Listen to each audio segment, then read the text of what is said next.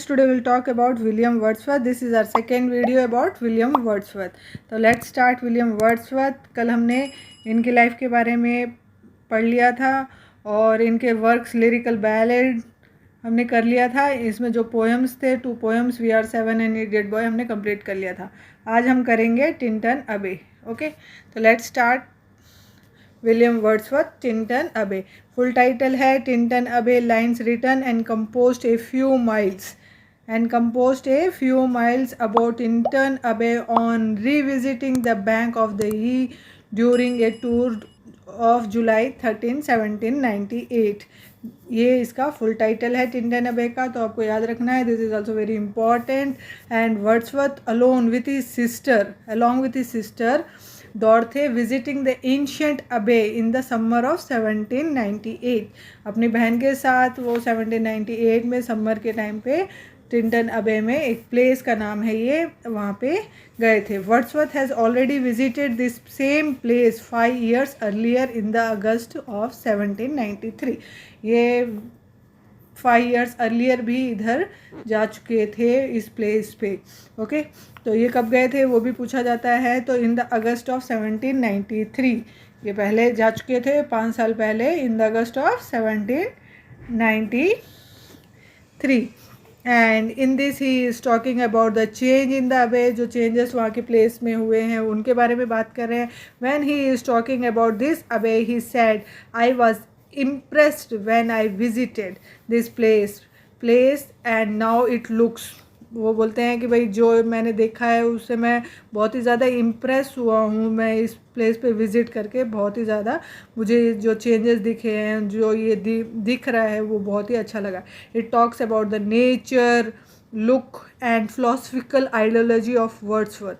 तो ये इसमें नेचर और जो फिलोसफिकल आइडियोलॉजी है वर्ड्सवर्थ की वो टिंटन अबे में इन्होंने अपनी दिखाई है. And poem is divided in 5 sections. ये पोएम 5 sections में डिवाइड है. Okay, and the poem is neither ballad non lyric but it is an elevated blank verse. ये एक एलिवेटेड ब्लैंक वर्स है. बैलेड भी नहीं बोल सकते, लिरिक भी नहीं है, एलिवेटेड ब्लैंक वर्स है. और ओपनिंग लाइन्स जो इसकी है 5 years have passed 5 summers with the length of 5 long winters. तो ये स्टार्टिंग लाइन्स आपको याद रखनी है. 5 years have passed 5 summers with the length of 5 long winters. और इसके दूसरा कोट इन्होंने एक दूसरा फ्रेज भी दिया है. This beauties form through a long absence have not been to me as in a landscape to the blind man's eye. ये कई बार ये चीज़ें पूछी जाती है, ओपनिंग लाइंस पूछी जाती है, जो इसके बीच की लाइंस होती है वो पूछी जाती है. तो आपको याद रखना है कि ब्यूटीज़ के बारे में, नेचर की ब्यूटी के बारे में विलियम वर्ड्सवर्थ ने ज़्यादा बात करी है. तो आपको ये लाइंस याद रखनी है. और उन्होंने जो इनकी पोएम की लाइंस है वो लास्ट लाइंस में बता देती हूँ. For nature then the concern pleasure of my boyish days and their grand animal movements all gone by to me in all. तो ये भी इनकी लाइन्स है. तो ये 3 लाइन्स आपको याद रखनी है. Wordsworth poetry is all personal होती है इनकी. Talking about the emotions, his feelings. तो वो अपने इमोशंस के बारे में, अपनी फीलिंग्स के बारे में ज़्यादा अपनी जो पोइट्री है उसमें ज़्यादा बताते हैं. तो क्वेश्चन इसका है विच ऑफ द फॉलोइंग, जो क्वेश्चन लास्ट पेपर में आ रखा है, which of the following feature the phrase the still sad music of humanity. तो ये फ्रेज किस में आया, the still sad music of humanity. तो answer is Tintern Abbey. Okay, and the second volume of poetry written by Wordsworth. ये second volume जो poetry की written जो वर्ड्सवर्थ ने लिखी है वो थी पोएम्स इन 2 volumes. ये भी एक कलेक्शन है, पोएम्स इन 2 volumes. ये भी एक कलेक्शन है. It was publish in the year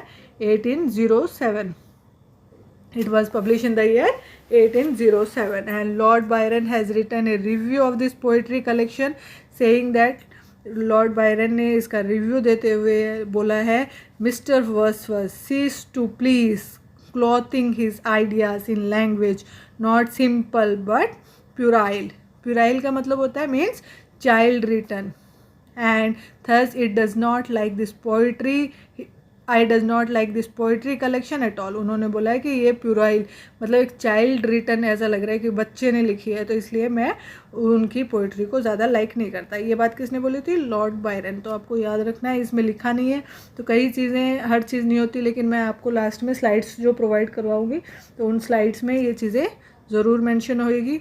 तो मेरी वीडियोस आपको अच्छी लगे तो सब्सक्राइब कीजिए, लाइक कीजिए, शेयर कीजिए, कमेंट भी किया कीजिए। लाइक करने से पता चलता है कि हाँ आपको पसंद आया नहीं आया।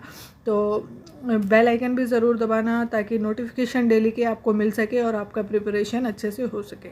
तो ये डेली जो सिक्वेंशली आप देखेंगे तो आपका इंटरेस्ट भी क्रिएट होगा लिटरेचर में, और बहुत अच्छे से समझ में आएगा कि उस टाइम के टाइम पीरियड के हिसाब से वो लोगों के माइंड में क्या चल रहा था।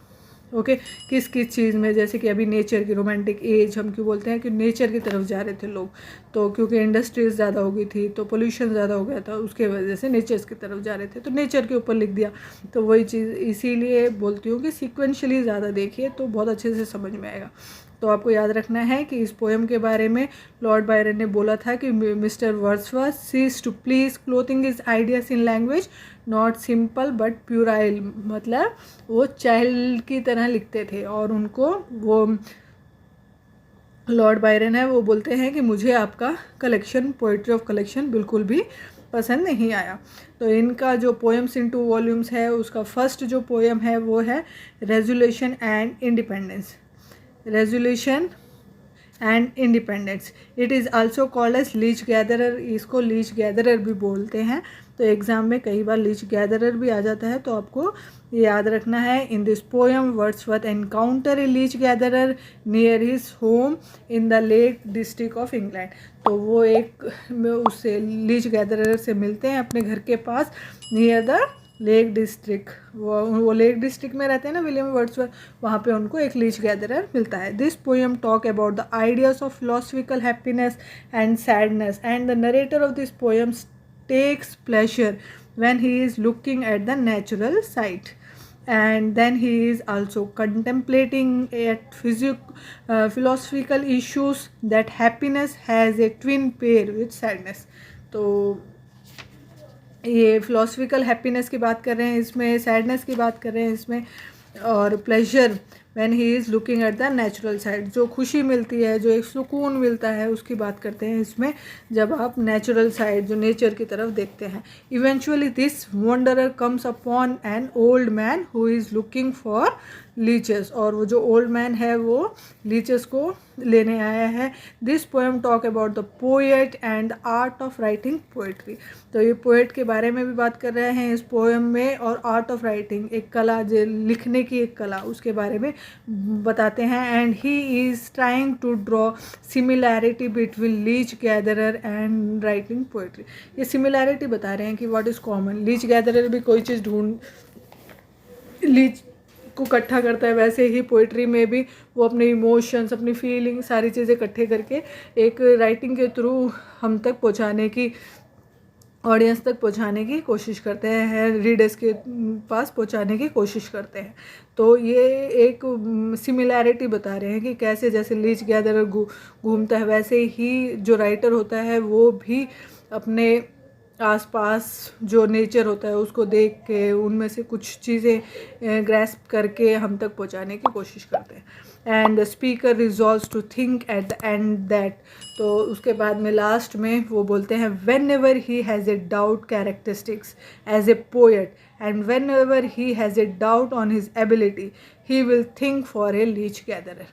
तो जब भी मुझे एज ए पोएट कोई भी डाउट होता है अपनी एबिलिटी के ऊपर, तो मैं उस टाइम पे लीच गैदरर के बारे में सोचता हूँ and I will try to take inspiration from the leech gatherer, और जो मैं उनसे अपनी इंस्पिरेशन लेने की कोशिश करता हूँ लीच गैदरर से।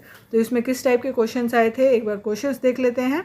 The characteristics, first question is the character in leech gatherer appears in, तो लीच गैदरर का कैरेक्टर कौन से में आया था, तो किस में आया था? रेजोल्यूशन एंड इंडिपेंडेंस में आया था, रेजोल्यूशन एंड इंडिपेंडेंस।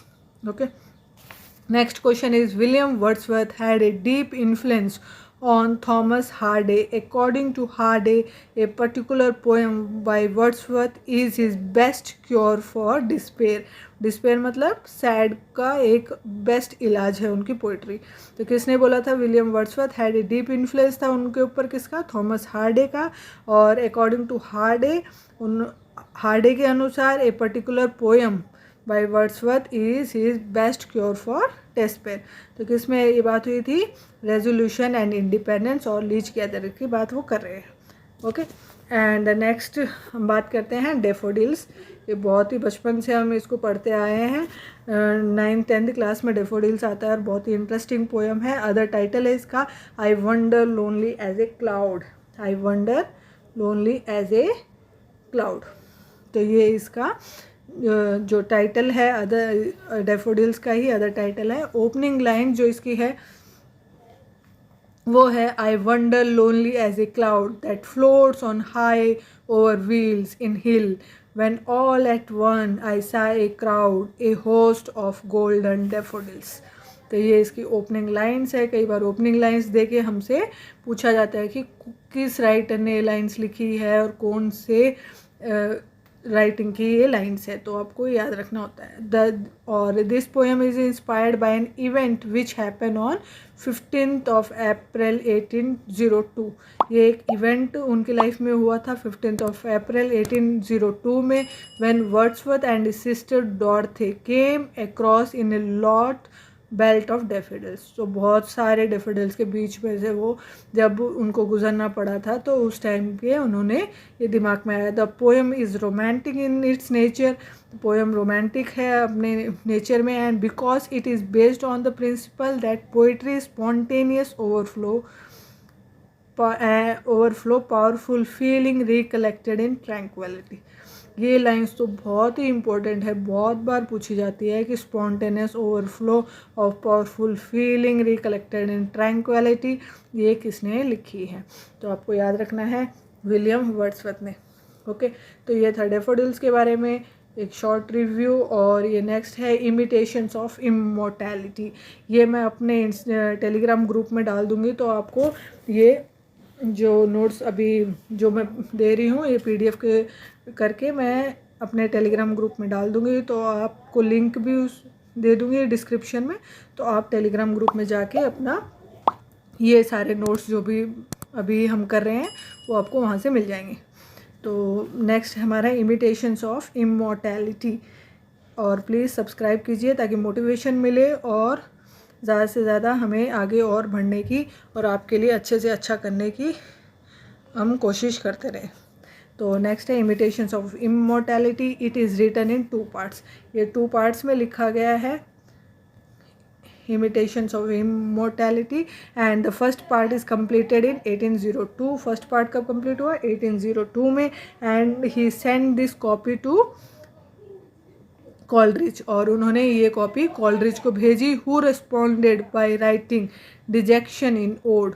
तो उन्होंने रिस्पॉन्ड किया और लिखा डिजेक्शन इन ओड. इसके रिस्पॉन्स में detection this poem resemble Coleridge poem mad monk. Okay. तो ये पोएम रिजेंबल कर रहा है कॉलरिज के पोएम को, मैड मॉन्क को. ओके. तो ये इसके इम्पॉर्टेंट थे. और इसको किस टाइप का क्वेश्चन आया? The opening lines of Wordsworth immortality ode closely resembles Coleridge life. Which poem is it? तो कौन सा पोएम है? Answer is mad monk. तो ये क्वेश्चन आया है. And intimations on immortality another title is immortality ode. तो जो इमॉर्टैलिटी ओड है उसका अनदर टाइटल है intimations on immortality. And full title क्या है इसका? फुल टाइटल है ode imitations of immortality from recollections of his early childhood. तो ये इसका अनदर टाइटल है. फुल टाइटल है इसका इंटिमेशंस ऑफ इमॉर्टैलिटी का. और Wordsworth believe that life and earth is a dim shadow.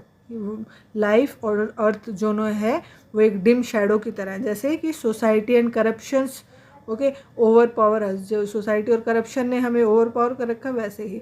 Wordsworth wrote and epigraph just before the publication. उन्होंने एक एपिग्राफ भी लिखा है इसके पब्लिकेशन से पहले, and it is in Latin phrase, ये लैटिन फ्रेज में लिखा गया है, वर्जिल्स एपिलॉग।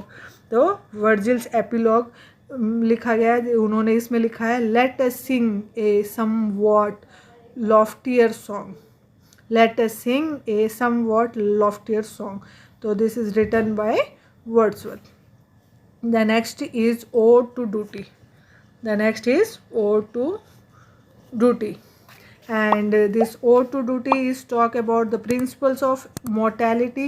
ये principles of mortality के बारे में बात करती है. The poem is talking to duty, saying that I would need your guidance. और ये जो पोएम है वो अपने ड्यूटी के बारे में बताते हुए बोलता है कि अब मुझे आपका गाइडेंस चाहिए and support throughout my life, पूरी ज़िंदगी मुझे आपका सपोर्ट चाहिए to fulfil my duty as if I live in the holistic life. तो ये लाइन्स थी उनकी। And this hymn to adversity, जो हिम टू एडवर्सिटी है, this Ode to Duty was model on Thomas Gray's. Thomas Gray की him to adversity पे ये model है और प्रिंसिपल ऑफ मोर्टेलिटी के बारे में इसमें बात हो रही है। And this hymn to adversity is model on Horace ode to fortune. तो ये जो हिम टू एडवर्सिटी है ये किसके ऊपर मॉडल है? ये मॉडल है ओड टू फॉर्चून के ऊपर। एंड ओड टू फॉर्चून से इंस्पायर है हिम टू एडवर्सिटी, और इससे इंस्पायर ओड टू ड्यूटी। तो ये एक लाइन आपको याद रखनी है कि कौन सा किससे इंस्पायर्ड है। The next is composed upon Westminster bridge. Composed upon Westminster bridge, और ये एक प्लेस का नाम है। सितंबर 3, 1803 the date of publication is, and it is a Petrarchian sonnet written by Wordsworth। ये Petrarchian sonnet में लिखा गया है, Wordsworth ने लिखा है। It describe London and river theme। तो ये लंदन एंड रिवर जो थीम है उसके ऊपर बेस्ड है। The next is London। The next work of William Wordsworth is London। तो वीडियो ज़्यादा लेंथी हो जाएगी, कल हम लंदन से स्टार्ट करेंगे विलियम वर्ड्सवर्थ का लंदन, और आज हम इतना ही करेंगे। Thank you for watching. Please like share and subscribe my channel. Have a great day.